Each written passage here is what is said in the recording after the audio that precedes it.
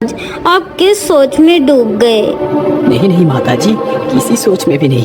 बोलो, मैं आपकी शर्त मानने के लिए तैयार हूँ। तो फिर ठीक है महाराज, सुनो मेरी शर्त। मैं इस जंगल में अपनी बेटी के साथ रहती हूँ। मैं अब बूढ़ी हो चुकी हूँ, जिसकी वजह से मैं अपनी बेटी का भार नहीं उठा पा रही। इसीलिए मैं चाहती हूँ कि तुम मेरी बेटी से विवाह कर उसे अपनी रानी बना लो। परंतु माँ जी, मैं तो पहले से ही विवाहित हूँ। मैं भला दूसरा विवाह कैसे कर सकता हूँ? महाराज, एक बार फिर सोच लो। यदि तुमने मेरी शर्त नहीं मानी तो क्या अंजाम होगा? माँ जी, मैं अंजाम से नहीं घबराता। यदि आप अपनी पुत्री का विवाह मेरे साथ करने के लिए तैयार हैं, तो मैं भी तैयार हूँ। तो फिर ठीक है महाराज, चलो मेरे साथ। इतना कहकर वह बूढ़ी महिला राजा के आगे आगे चलने लगती है। वह महिला कोई साधारण नहीं थी, वह तो एक जादूगरनी थी जो अपनी पुत्री का विवाह उसी राजा के साथ करवाना चाहती थी। उस जादूगरनी ने ही राजा को फंसाने का सारा षड्यंत्र रचा था, लेकिन राजा को भी मजबूरन दूसरा विवाह करने के लिए मजबूर होना पड़ता है, क्योंकि राजा को 2 पुत्र और 1 पुत्री थी। उसकी रानी एक गंभीर बीमारी से मर चुकी थी। वह जानता था यदि उसने दूसरा विवाह किया तो उसके तीनों बच्चे दुविधा में पड़ सकते हैं। रुक जाइए महाराज, यही हमारा घर है। आइए महाराज, घर के भीतर आइए।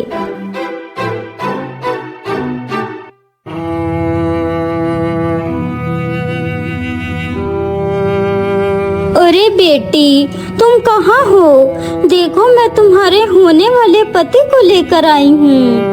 अपनी माता की आवाज सुनते ही जादूगरनी की बेटी राजा के सामने आती है। ऐसा लग रहा था जैसे वह लड़की राजा की ही प्रतीक्षा कर रही थी, लेकिन वह बहुत खूबसूरत थी। राजा जब उस लड़की को देखता है तो वह उसके अंदर एक खौफनाक चेहरा देखता है, जो खौफ उसके तीनों बच्चों की जिंदगी का था। फिर वह जादूगरनी रात में ही राजा और अपनी पुत्री का विवाह करवा देती है।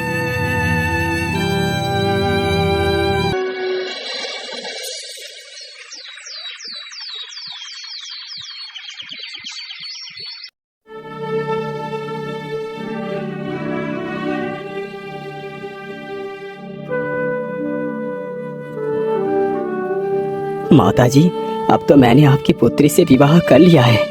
अब आप मुझे जंगल से बाहर जाने का मार्ग बताइए। ठीक है पुत्र, तुम मेरे पीछे पीछे चलो, मैं तुम्हें इस जंगल से बाहर ले चलती हूँ। फिर वह जादूगरनी उन लोगों को जंगल से बाहर की ओर ले जाती है।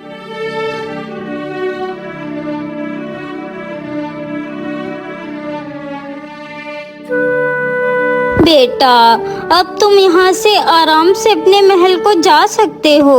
अब मैं इससे आगे नहीं जा सकती। ठीक है, अब हम लोग यहाँ से चले जाएंगे। इतना कहकर वे तीनों वहाँ से आगे बढ़ते हैं।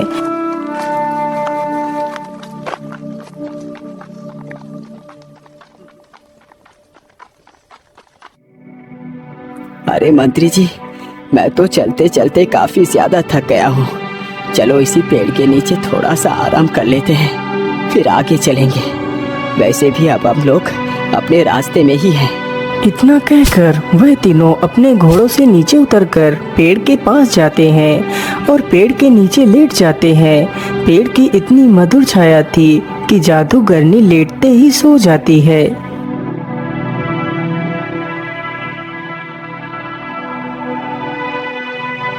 अरे मंत्री, उठो, क्या तुम भी सो गए?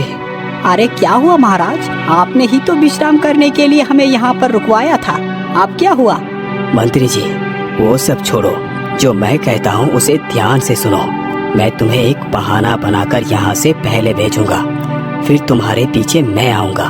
जब तक हम दोनों महल पहुँचेंगे, उससे पहले तुम्हें मेरी 3 बच्चों को लेकर यहीं इसी पेड़ के पास आना है।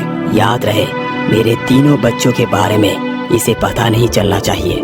ठीक है महाराज, जैसी आपकी इच्छा। अरे महारानी, तुम तो कितनी गहरी निद्रा में चली गई। चलो उठ जाओ, अब हमें राज्य महल के लिए निकलना चाहिए। इतना सुनते ही वह उठकर खड़ी हो जाती है। चलिए महाराज, मैं तैयार हूँ। वैसे महारानी जी, मैं सोच रहा